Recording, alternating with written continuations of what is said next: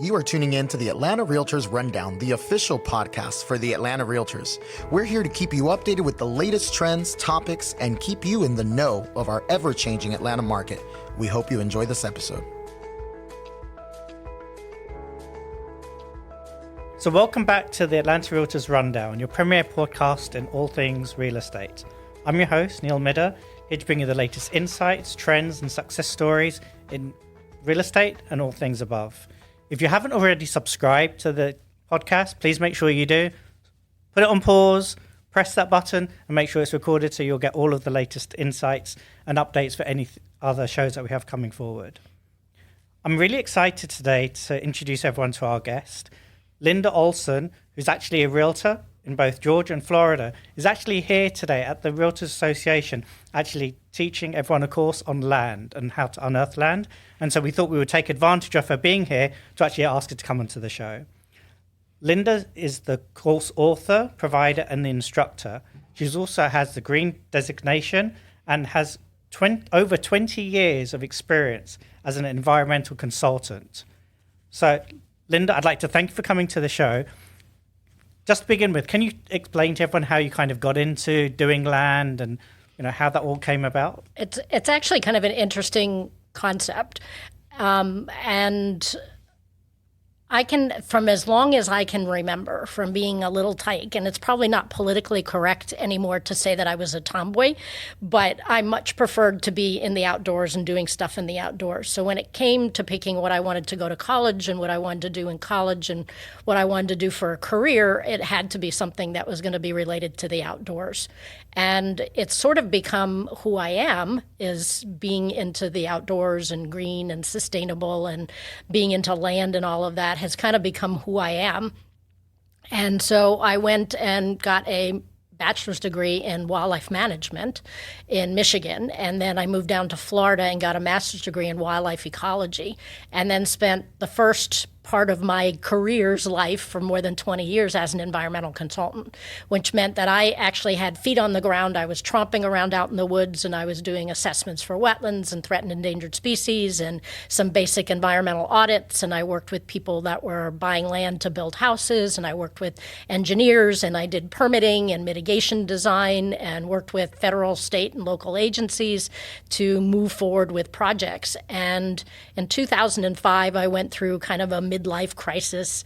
In actuality, between you and me, which is, of course, it's the podcast, I had some major health problems. Oh. And I also found that I was running an office and had 9 people working for me, and I wasn't doing what I wanted to be doing anymore. I was babysitting 9 employees. So I talked to a number of people that I had done environmental work for. One of them is the gentleman who's currently my broker in Florida. And he said, Linda, you should get your real estate license. And I laughed at him. And he said, why are you laughing? I said, I don't like people. Stick me out in the woods, away from people. I'm happy. That's what I want to do. And he said, I still think you should get your real estate license. And I said, I don't know anything about real estate. He said, what do you know about? And I said, I know about land. And he said, there's very few realtors out there that have the expertise in land that you do. He said, I can teach you the real estate stuff. I can't teach you about the intricacies of land. And so it's actually been, that was in 2005. So officially I've been doing real estate for another career of almost 20 years. And I do both commercial and land, but if you were to ask me, I'd say, hey, I do land first, then I do commercial. Then if I have to, I do some residential stuck in there, only by force, if anything else. But so that's kind of how I got into doing the land.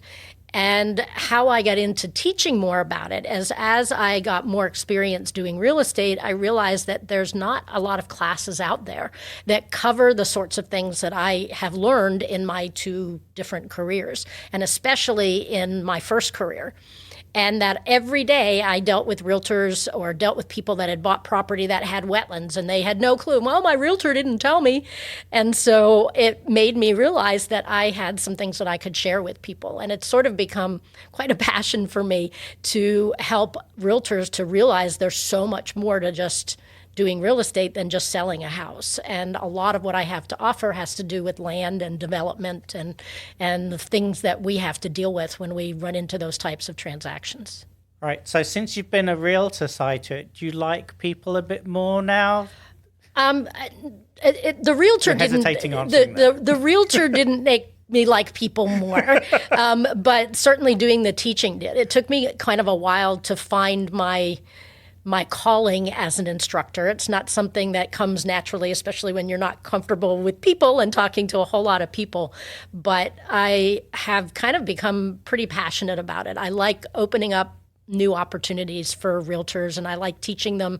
I like being able to share what I've learned over the years with other people, and maybe they can use it to expand their business or to just be more knowledgeable and better help their customers. Yeah, I mean, I was so excited to see that we were doing a topic such as land. You know, as a residential realtor myself, you know, I've got clients that ask me about land increasingly more now, and it's such a different animal to what we're dealing with. And so I was excited to see that we're actually doing a course in this. And we saw how many people were in attendance today. I mean, the room was packed, and you didn't look nervous at all. So you're obviously very practiced by now. But, you know, and I know that we've split it into 2 days, so I'm really looking forward to seeing, you know, covering the rest of the information tomorrow. Well, we have some good stuff for tomorrow. I'm excited. I mean, wish we could have done it all today, but I'll be patient. Not something I'm very good at. So something that we did cover in the course today is around the definition of land, you know, more from a residential commercial aspect. Can you explain a bit more about that and about what defines one land? of the reasons that I mention it in the class is because as realtors, we have a whole set of documents that we have to use. And the way that transactions run are very different depending on the type of transaction. And I get lots of questions about, well, this is my scenario, which purchase and sale agreement should I be using? So it's important to understand that here in Georgia, we actually have 2 land purchase and sale agreements, one that's more appropriate for residential land and one that's more appropriate for land that would be considered more commercial. Mm-hmm. And it has to do with the zoning on the property, and it has to do with the caveat emptor, which we have not talked about today. Right. But caveat emptor means let the buyer beware. Mm-hmm. And if somebody is buying a house, they have all kinds of disclosures that are required, and there's a lot of protection for them. But if somebody is buying land or doing development or buying commercial property and doing something with that, caveat emptor applies. It is solely up to the buyer to figure out whether or not this is a property that they want to use. So generally with residential, you know, you get some documents ahead of time, like, you know, community association disclosure, lead-based paint, seller's property disclosure. There's certain documents that you can at least have some information about the property. With land, is there any such documentation or any onus on the seller to actually provide? There is actually a vacant land disclosure, but what you're going to find is that most of the time the sellers just put don't know, don't know, don't know, don't know. Right. What's good about it is it's a good checklist that people can use that are doing land things to show their customers the kinds of questions that they need to be answering about the land. So it's beneficial for that reason. But because land is caveat emptor, it is solely up to the buyer. The seller is not required to disclose anything about that property. Now, there are times when it might be smart for them to disclose something or it might help in the transaction, but there are no regulations or laws that require them to disclose anything. Okay. I mean, again, so it's so different from the residential side. We always say, if in doubt, disclose. Here it's, okay, we don't so much. Some of the other things that you covered about, you know, different laws and regulations. And, you know, I know that there's like federal laws, there's state laws, other laws. Can you talk a bit about that? I mean, I know you covered quite a bit about that in the course, but the different levels and how do people know which ones are relevant? So the second half of that question I'll address first. Okay. It's really just doing lots of transactions and experience that will help you to determine which ones are applicable to which type of a transaction. Mm-hmm. So there isn't any real answer. But the thing to be aware of is that there are a lot of federal, state, and local agencies that have their fingers in what can and can't be done on land. Mm-hmm. So a lot of people go, well, this is my private land. I should be able to do whatever I want. Unfortunately, that's not the case. And there are a number of permits that you have to obtain. And depending on the conditions of the property itself is going to be instrumental in determining who needs to be involved, especially from the agency standpoint. What I try and point out in the class is that we need to be aware of all the different agencies that are out there. But the other thing is we should know where their locations of the agencies are and who the personnel with the agencies might be who our clients need to ask questions of.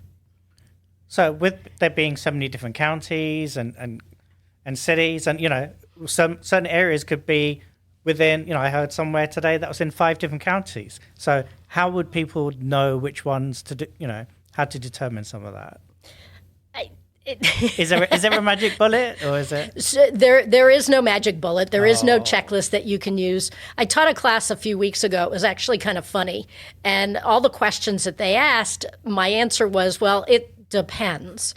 And I would say that that's applicable here. And I hate giving a wishy-washy answer like that, but every single property, every single transaction, and every single buyer for that same property are going to provide a unique set of characteristics that have to be considered. And so there isn't really one answer to everything. It just depends on what the conditions are. And so the best thing that I can advise people is make as long a comprehensive list as you possibly can. Be aware you're probably not going to miss, you're going to miss some, and that some of the people on there aren't going to apply, but then sit down and brainstorm before every transaction and go, okay, is this somebody that's going to need to be involved? Is this somebody that's going to need to be involved? And they're not doing it on their own. They have to do it in conjunction with their buyer and their developer, their customer, because the customer knows what they need to do. The realtor then needs to take that and translate that into, okay, here's who you need to contact based on that. Right. I mean, something that you mentioned in the course that resonated with me is you have to determine what the use of the land is going to be in order to be able to even put that list together. Not to put the list together, but then to use it as a checklist to be able to go and determine who you need to talk to.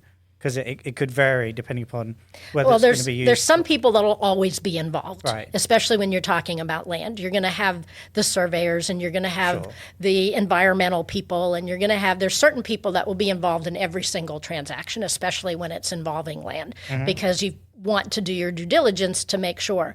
But then depending on the unique conditions of that land and what the person wants to do, there are going to be a whole host of other people that may need to be involved. Right.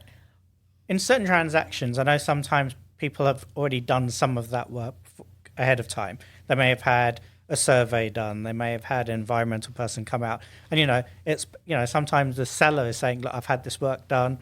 Here you go. Do you take that face value? Would you redo the work yourself? What's your advice in situations like that? So part of what we're going to talk about tomorrow is the fact that it's important when you're collecting as much information on the property is certainly ask the seller if they have anything.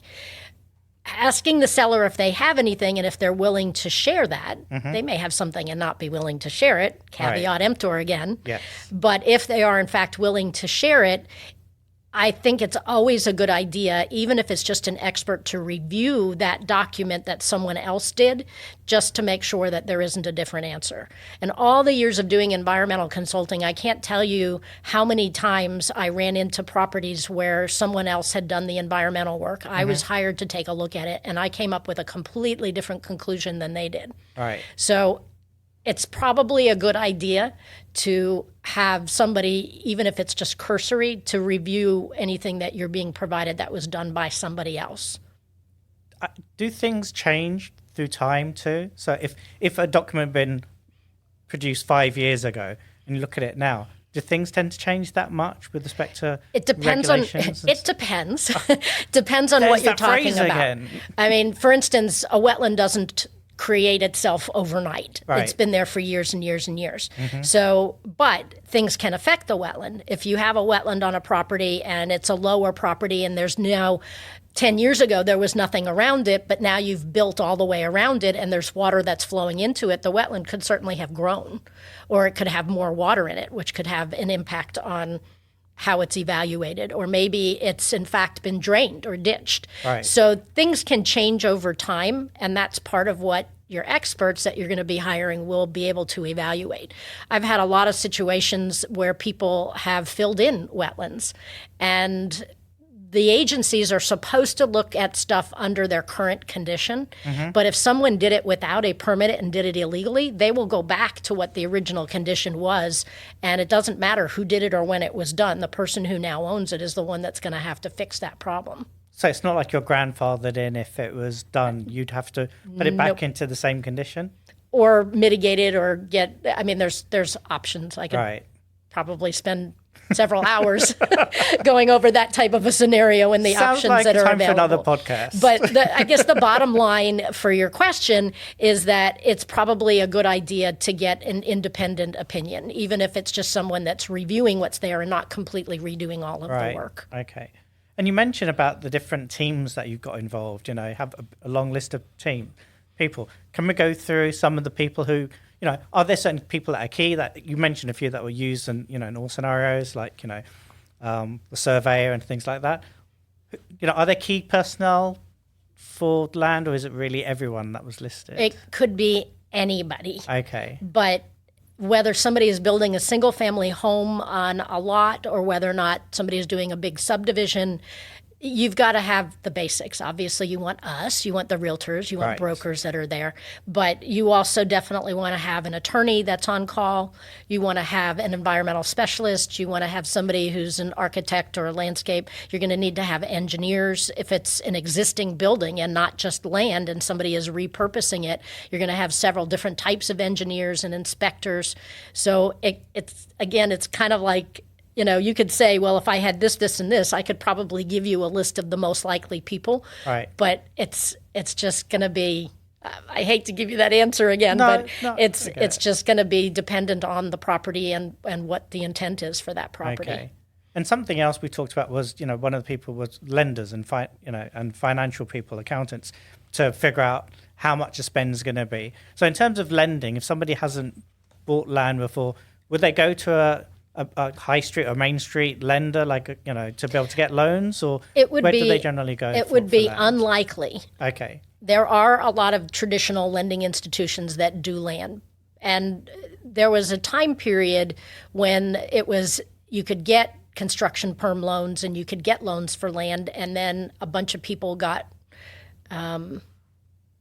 the banks ended up having a lot of people default. And so they stopped doing loans completely on land. And it started to, in the last 5-6 years, you're seeing more lenders, traditional lenders, that are in fact loaning on land. Okay. But the conditions, you have to balance that against the fact that we're not talking a 30-year mortgage. We're talking about a loan, and the interest rates are going to be higher, and the term is significantly shorter. The amount of money that somebody has to put down is less, and there's less risk that the banks are willing to take, so they demand more equity and more confirmation from the people that are trying to get the loan. So your local small business who's looking to build a little office building on some land that they buy is probably unlikely to be able to get a loan for the land. And so they'll have to look other creative sources of being able to purchase the land part.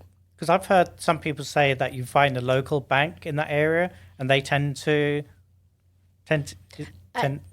give loans for land purchases and things like that? I have not found that to be the case. Oh, okay. I mean, anybody across the board. I mean, the big ones and the little ones could, but just because it's a lender doesn't mean they're going to lend on land. You'd actually have to go to each of the lenders and ask them whether or not they have loan packages available for purchase of land. Right, okay.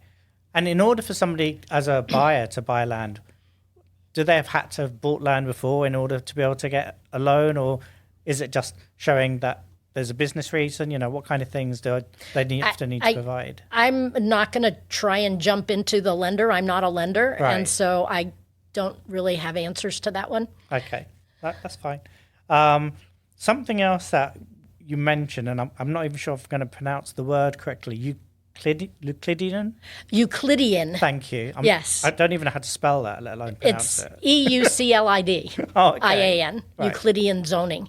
So if you were to put Euclidean zoning and then put an equal sign, the more common phrase that you would probably understand is single-use zoning. Okay, yes. And unfortunately, that is still pretty much the way of the world across the United States. and certainly in most of the states that we're living in, or that that I have experience in Tennessee and Georgia, North Carolina, Florida, those kinds of. And what that is, so zoning, in my opinion, if a real estate agent doesn't know about zoning, they shouldn't be a real estate agent. It is one of the single most important components of understanding and doing a good job for your customer. So a little background for what we're going to cover tomorrow. Yeah, great. Zoning itself is the process by which individual cities and counties, local jurisdictions, can plan where they want development to occur and where they map out where existing development is. And traditionally, over the years, since the early 1900s, they have designated areas as being residential and areas as being commercial, areas for industrial. And there was a building, the whole Euclidean zoning thing came about when in New York City, I think it was 1927 or 1917 or something, they built at the time the tallest building that ever existed at that time, and it was 42 stories tall. And the people that lived in New York City where they wanted to build this were all up in arms about this building because it was going to shade their property and it was going to affect property values and it was potentially going to have noxious fumes, and they were really upset about it. And so they took it to court. So it was the city of Euclid versus who the developer was. And they ended up allowing for that zoning to occur. But what they did is they isolated that area and they said, okay, in this area, we're going to allow this building, but this is the only type of use that will be allowed in this particular area. So the background behind it, the history, is that what it ended up doing is having that kind of zoning is it took people that couldn't afford to fight it, that were kind of replaced or moved or marginalized, and it had a huge impact on people of color, of people of lower income, and it kind of became a landmark case, which allowed for more discrimination to occur because you had these developers, these rich white Americans that were the power players in the early 1900s that were controlling what happened and where. Right. So it kind of became synonymous with that single-use zoning. Unfortunately, most of our cities and counties are not very progressive. They don't like change. And so you find that that single-use zoning is still more the rule of the thumb than it is the exception. Right. And one of the things that we need to start doing is looking at, and we did talk about this a little bit today, at the changing way that we live and what the demands are and what are needed in our communities. And we have to get involved in starting to get the cities and counties to change their zoning to allow more flexibility and variances and exceptions. The example that I gave today was if you've got something that's zoned in a subdivision for a single-family home, that's all you can do there. Right. And if somebody has their elderly parents that move back and they want to provide an apartment for them, they go to get their building permit, they're going to get turned down because they can only have one single-family home there. So the way that we're trying to go now is away from Euclidean zoning and more multi-use, more flexibility to meet the needs and the demand of our society and the way that we're living and what's happening today. Right, and in fact, those areas have become so much more popular now. I mean, with the multi-use living. Yep. I think we're the 6th largest in terms of the state in having, those live-work balance places. Yes, exactly. Atlanta's like number 6 in the country. Yeah, in fact, one of the classes that I teach, they use several different places in Atlanta as examples of the success of that being the case. It's actually called form-based coding or form-based zoning. Is form-based, meaning it's flexible enough to look at each individual area and say, okay, we need to allow these kinds of uses here because there's a need for it here. And there's more and more demand for live, work, play areas. You see a lot more of the commercial establishments now that have residential above them and have little apartments. And the people that are buying houses now and looking for houses don't want to drive somewhere. They want to be able to get out of their car or leave their car in the garage, and they want to be able to have everything that they need right there. You're even having businesses and companies coming into those areas in order to get people to work for them because the people are not willing to drive 45 minutes to get to wherever it is that they're working. Yeah, I'd heard the same thing about the Beltline. A lot of businesses wanted to be around the Beltline because they wanted the people to be able to go work, but then have somewhere that they can get out of the office to go and eat or just to walk around outside. And so, again, it just lends to that. And, we know that there's a shortage of homes too. So the restrictive zoning prevents us from being able to meet a lot of that supply. So I think it's a very, very big contentious subject that we need to be able to try and do more about.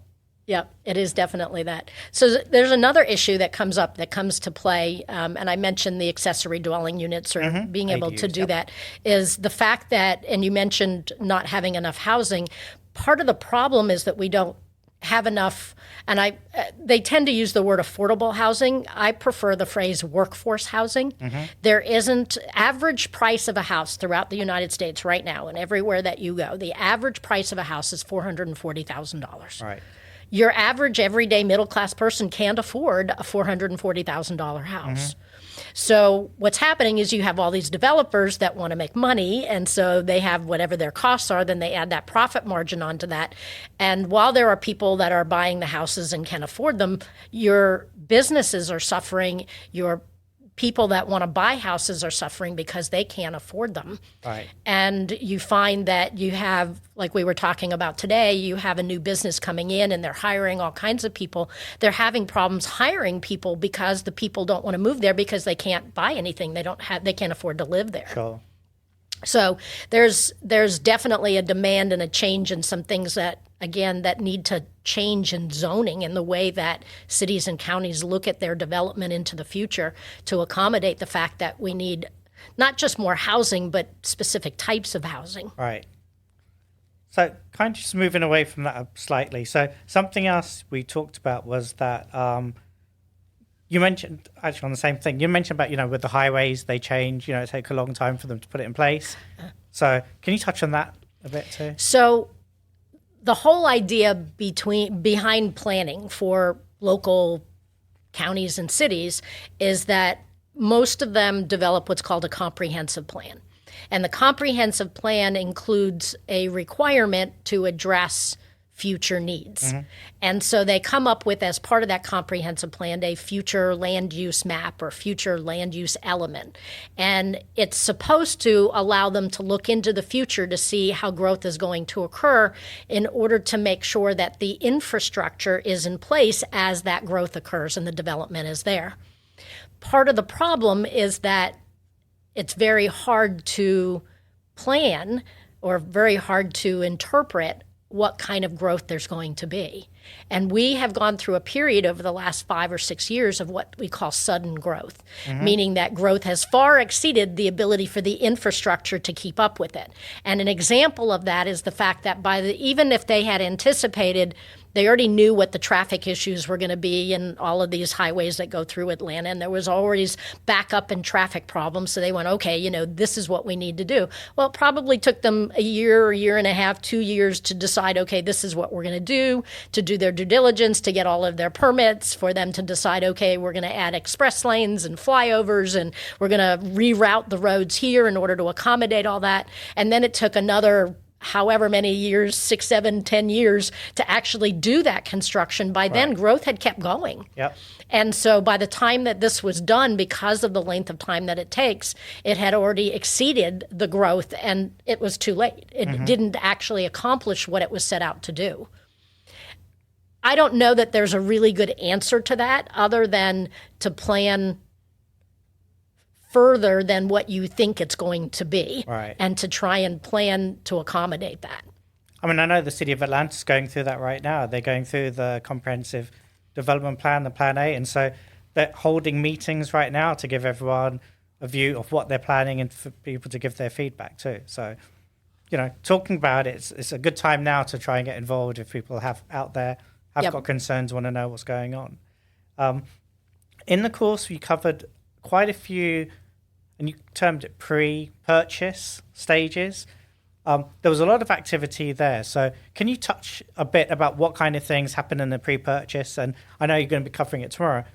what happens in due diligence and, what the difference between the two Okay, so as briefly as I can, Yes. Pre-purchase is if somebody tells you, I want a 3-bedroom, 2-bath house and a 2-car garage on a 1/4 acre lot, you don't show them a condo.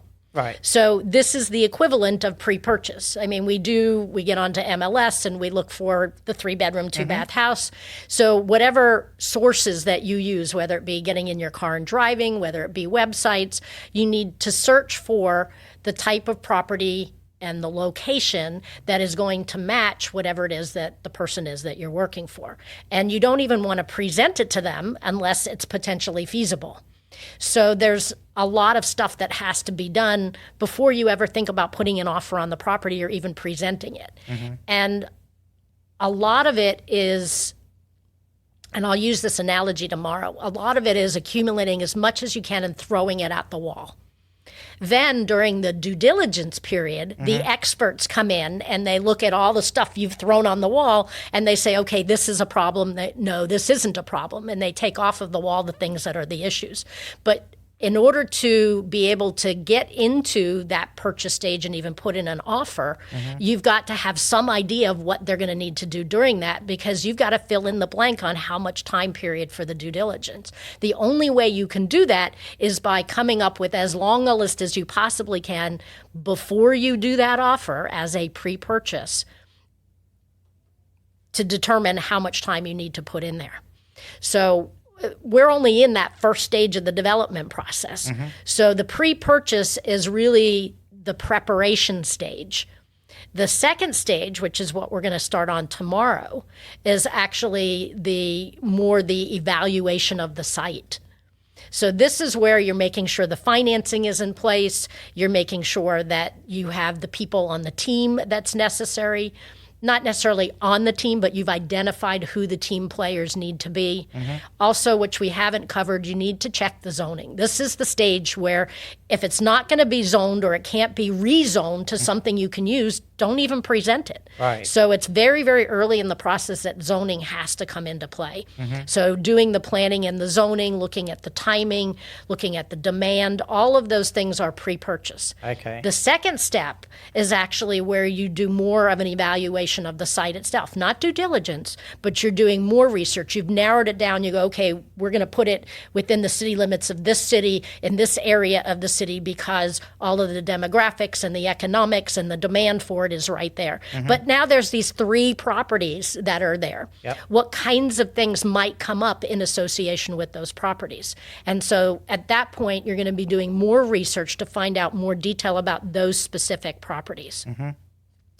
The third stage is where we then put in purchase. Now, that just means we're putting in an offer. Right. There's no closing that occurs at that point. That's where we come in and we do all of the due diligence activities that apply to that particular property and that particular buyer.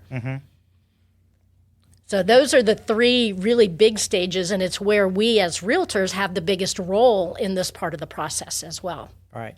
And I know due diligence tends to be a lot longer for land and commercial than it does for residential.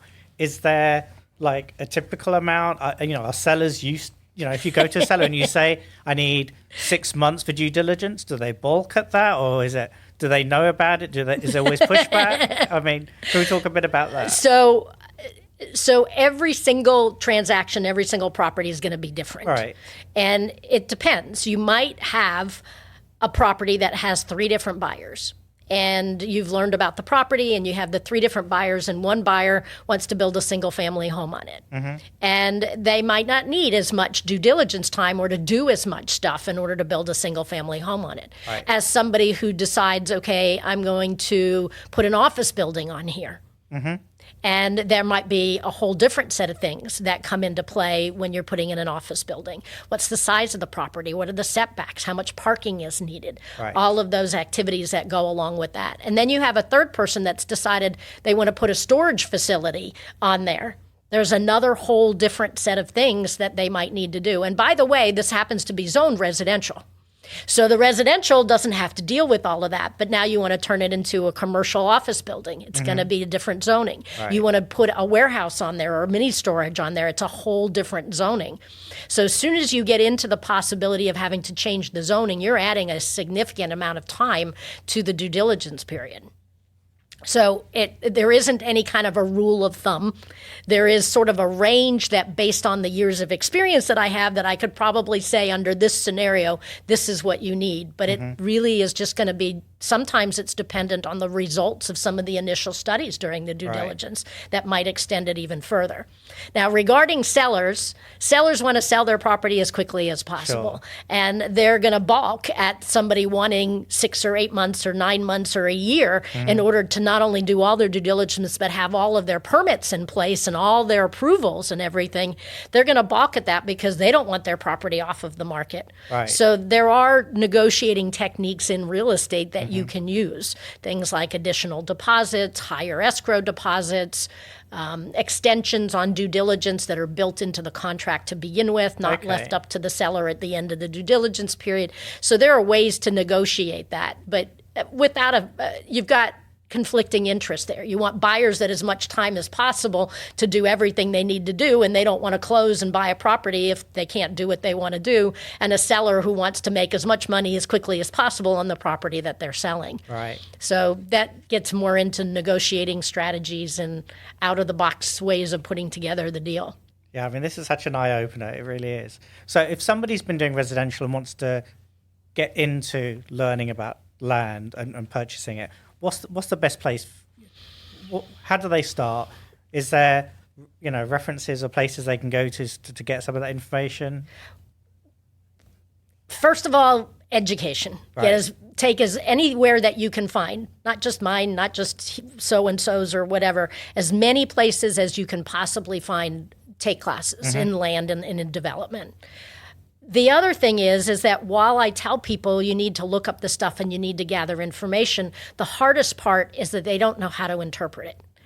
I have sort of a unique skill set because I spent 20 years interpreting soils maps, doing aerial photography interpretation, working with engineers and doing permitting and identifying plants and looking at flood zones and knowing what all of that means. Right. That's really, really hard for somebody to learn that is just trying to jump into it without having some kind of experience or somebody to work with. Right. So probably, if possible, it's one thing to find lots of classes and stuff, but if it's possible to find somebody that can be a mentor or that you can work with that has done a lot of land and dealt with some of this stuff, being hands-on is probably going to be, is probably going to be one of the best ways of trying to get into it. Okay, great.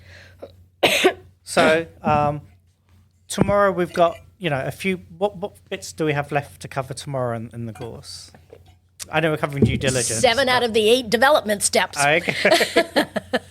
So again, the two big ones what we're going to spend the bulk of the time on is the sorts of things that are issues on the individual sites. We're going to start out talking about some planning and zoning. That's still part of the pre-purchase. But the second step, which is looking at the sites, I'm going to break out some more information on specifically teaching everyone what a wetland is, why it's important, how it affects development. We're going to talk a little bit about threatened or endangered species and hazardous waste, because they're usually the 3 biggest things that come up when anybody is trying to do development. Sure.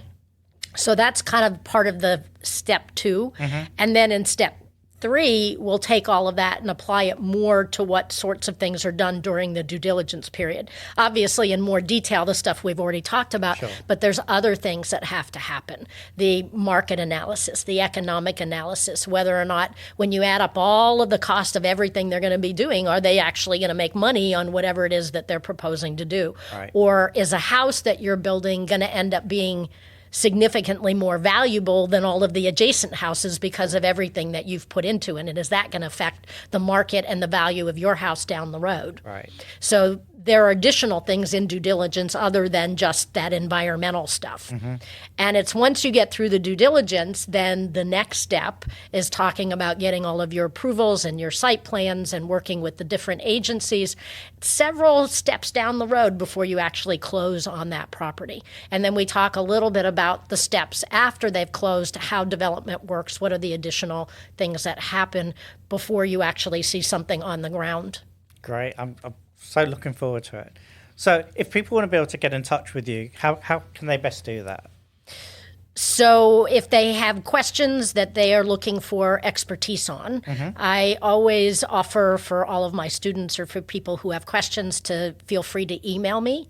I usually give out both my phone number and my email, but I tell people I prefer emails because I do a lot of teaching and a lot of traveling. And I've had people call me up when I'm in traffic in the middle of Atlanta going, Linda, I have this blah, blah, blah, blah, blah. And my brain is obviously not on what their issue is. Right. People also tend to be more comprehensive in emails. So the initial emails, I can get a little bit more information or I can ask them questions. So that's certainly one way there. There's also finding ways for me to mentor or work with them on a little bit different basis. And then if they're interested more in what classes that I have, the best thing to do is to go to my website, which is www.educatorlinda, really easy, .com. And I have a link to calendars of all of the classes that I'm teaching and where they are and what they are and descriptions of all the different classes that I offer. Perfect. And if they go to the website, will they have your email address there? So if they Yes, all of my contact. And I recently had this happen. I set it up so that someone could contact me through the website. I never had anybody do it, but recently I actually got an email through the website. So there's that way that they can contact me as well. Okay, awesome. Well, look, I'd like to thank you very much for coming on the podcast. I know it's been a very long day for you. And so I really appreciate you taking the time to take us through that. And also, as I said, really looking forward to tomorrow. Well, I appreciate you asking. It was a lot of fun. It's not something I usually do. As you can tell, it's something that I'm fairly passionate about, and I like to kind of try and stimulate additional passion for that in other people. So I appreciate the opportunity. Thank you again. Thank you for tuning in to the Atlanta REALTORS Rundown. Please subscribe, and for more information on how to get engaged, check us out at atlantarealtors.com. We look forward to having you join us for the next episode.